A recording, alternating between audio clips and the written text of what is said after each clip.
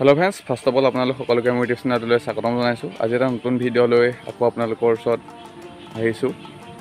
মানে লকডাউনৰ পৰা আপোনাৰ ঘৰত থাকি থাকি আমনিও লাগিছে, চ' ভাবিলোঁ কিবা এটা বিজনেছকে কৰোঁ। সেইকাৰণে আপোনাৰ ঘৰৰ পুখুৰী এটা আছিলে, তাতে বোলো অলপ মাছ জীয়াই দিওঁ আৰু আপোনাৰ মানে অলপ আনকমনকৈ জীয়াইছোঁ। চ' আপোনালোকে চাওক ভিডিঅ'টো, আৰু ভিডিঅ'টো চাই যদি আপোনালোকে ভাল পায় like comment and share subscribe কৰি দিব। আৰু এইটো হ'ল পুখুৰীটো, মানে অলপ পাৰবোৰ আপোনাৰ চাপৰ হৈ আছে, মানে আগতে বহুত দিনৰ আগতে খন্দা আছিলে, সেইকাৰণে অলপ মানে খন্দা কথা আছে। এতিয়া আপোনাৰ পাৰবোৰ মানে অলপ পানী আহিলে, অলপ পানী হ'লে পাৰটো পচি যায়। সেইকাৰণে মানে কি ভাবি একচুৱেলি আমাৰ ইয়াত বানপানী নহয়, হ'লেও মানে পানী আহিলে অলপ এই পাৰটো চাপৰ যে সেইকাৰণে বুৰি যায়। আৰু সেইকাৰণে ইয়াৰ আপোনাৰ নেট লৈ আহিলোঁ। এইটো আপোনাৰ 800 টকা লৈছে, আপোনাৰ এটা থাকটো লৈছে। এইটো আপোনাৰ পুখুৰীৰ ছাইডত এটা পথাৰ আছে, ইয়াত আপোনাৰ গোবৰ পেলাই দিয়া আছে, যিটো মাছে গোবৰো খায় ন, সেইকাৰণে ইয়াত আপোনাৰ গোবৰ পেলাই দিয়া হৈছে। আৰু পথাৰত সাৰ হিচাপেও ইয়াৰ ইউজ হৈ যাব। আপোনালোকে চাই লওক, এইটো খুৰাহঁতৰ হয় ফিচাৰীটো। এইটো আপোনাৰ ছাইডত নাৰিকল ৰোৱা আছে, কি ধুনীয়া লাগিছে চাওক আপোনালোকে।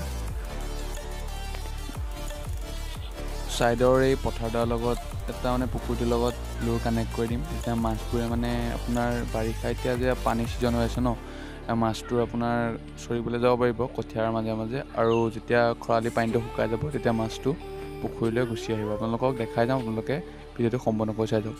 এইখন যিখন নেটখন দেখিছে, নেটখন আমি পুতি পুতি আপোনাৰ গজাল আৰু তাঁৰে বান্ধি দিছোঁ এনেকৈ।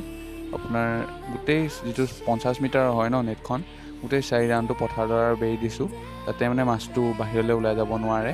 আৰু তলত ফুটা আছে, আপোনালোকে চাই যাওক, মই দেখাই গৈছোঁ আপোনালোকক। এখন দেখিছে আপোনালোকে নেটখন আমি কেনেকৈ ঘাঁহ গজি গৈছে। এখন আপোনাৰ 15-20 দিনৰ আগতে আমি নেটখন ফিটিং কৰিছিলোঁ, আপোনালোকে চাই যাওক। ইয়াৰ কমচে কম নেটখনৰ যিটো হাইটটো আপোনাৰ 1 মিটাৰ হৈ যাব, আপোনালোকে চাই যাওক। পূৰা 50 মিটাৰ আমি গোটেই বেৰি দিছোঁ।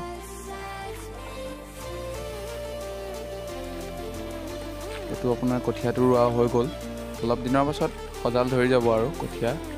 এতিয়া আমি লুৰটো কাটি দিম।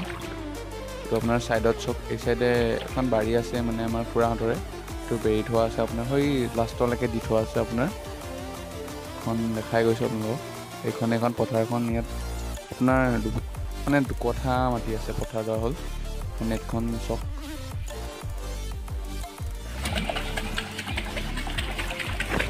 পুখুৰীত আমি আগতে আপোনাৰ মাছ জীয়ালোঁ অলপ, এইটো নগাঁৱৰ মাছ দিলে, ফিচাৰীঙৰ মাছ। এতিয়া আপোনাৰ এইটো মই দেখাব নোৱাৰিলোঁ আপোনালোকক। এইটো এতিয়া আপোনাৰ আজি জীয়াইছোঁ আমাৰ, এইটো নদী মাছ হয়, আপোনালোকে চাই যাওক। এইটো আপোনাৰ কেজি 400 টকাকৈ লৈছে।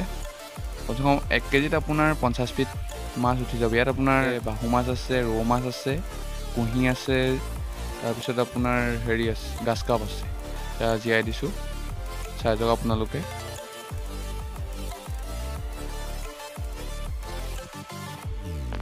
এই পিচ দেখিছে আপোনালোকে, ডাঙৰ চাইজৰ বাহু মাছ হয়, সেয়াও দেখিছে আপোনালোকে, অলপ চাইজটো ডাঙৰ হয় এইটো। এতিয়া মাছটো আপোনাৰ জীয়াই দিছোঁ চাওক। যিকেইটা মাছ মানে পূৰা জিন্দা হয়, সেইকেইটা আপোনাৰ গুচি যাব। আৰু যিটো অলপ মানে মৰি গৈছে, আৰু এইটো খুৱাই দিছোঁ, অলপ অক্সিজেনটো সিহঁতক দি দিছোঁ, সিহঁতি তেতিয়া আপোনাৰ বাচি যায়। আৰু মানে এনেও কি হ'ল, আৰু গৰমত অহা ন মাছ।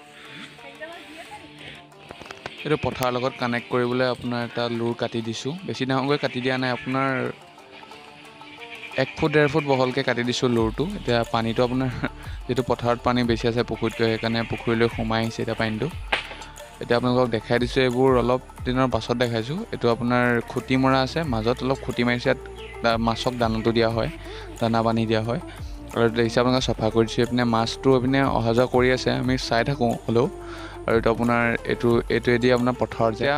মাছটো ক'ত আছে বাৰু গম নাপাম, কিন্তু দানা দিলে আপোনাৰ আহে, আৰু আপোনালোকক পাছত দেখাম।